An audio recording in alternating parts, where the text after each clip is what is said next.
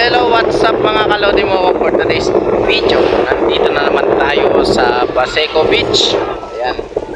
At tayo ay nagpunta. Ayan. Dito kami sa kuhan, mga turista kami dito. Turista. Ah, Nagturista man sila, oh.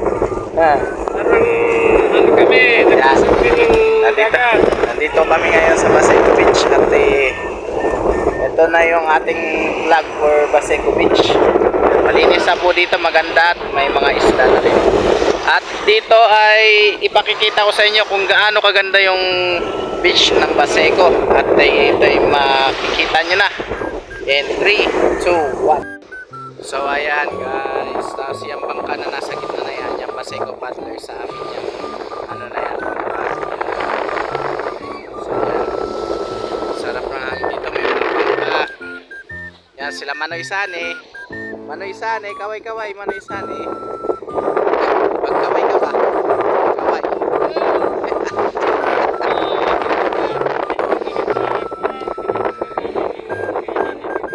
Kayamanan.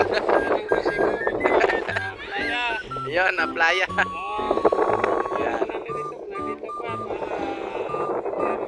Ay. So yan nga, oh. Walang tikas ha. Walang tikas, delikado. Ayan, so yan mga kalodi, nakikita nyo naman yung ating Baseco Beach. Yan. At dito ay makikita at sisilayan nyo yung kagandahan at kalinisan ng ating Baseco Beach. Kasama ako dito maglinis ng dagat noong panahon ng karumihan nito. Ngayon malinis na po siya. Ayan, surveillan ba? Ayan, palakin lang natin yan kasi maraming naliligo. Ayan, ganda dito mga kalodi. So yun lang, ate, back forward sa akin. So yun nga mga kalodi, at nakita nyo yung ating vlog for today's videos. Yung ating dahil mahangin yung buko, palaging tinatangay ng hangin. So dito sumama ko kila kasi magkakatik daw sila ng lambat. Yan. So subukan ko sumakay dito sa bangka. Magbabangka kami. Ano ba? Hindi ako marunong dito.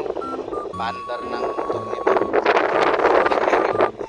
Magsagwan na lang, sagwan. So yun lang mga kalodi, and see you